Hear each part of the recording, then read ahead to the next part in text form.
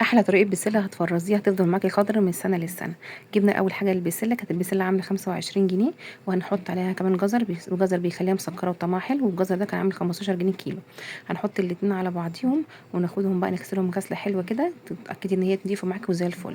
هنبدا نحط على النار حله فيها ميه سخنه عشان تغلي. اول ما الميه تغلي هنحط عليهم بيكربونات الصوديوم. بيكربونات الصوديوم ده بيخلي معاكي الخضار بيبقى اخضر، والخضار بتاعه بيبقى مزهزه كده، بيبقى حلو قوي، بيفضل معاكم حرفيا من التلاجة في الفريزر يعني من السنه للسنه. اول ما الميه تغلي بننزل عليها على طول بالبسله.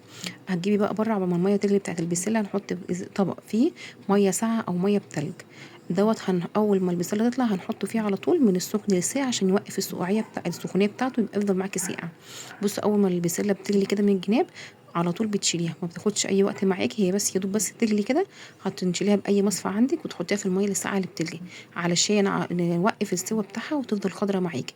مرحله الميه السخنه للميه الساقعه ديت بتخليها خضره، وهي ده اللي بيفرق في الطعم بتاعها، يعني بيخليها خضره وفي نفس الوقت الكربونات برضه بتخليها خضره معاكي. هنبدا بقى بعد ما تبرد خالص خالص، تحطيها دايما يعني تكون ساعه كلاس في ايديكي.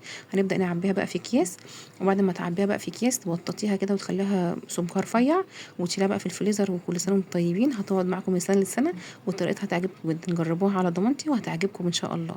متنسوش تحطي لايك واشتراك للقناه بتاعتنا، وان شاء الله هتلاقي فيها كل حاجه ممكن تستفيدي بيها، وافكار حلوه كتير هتستفيدي بيها هي كمان. ومع السلامه.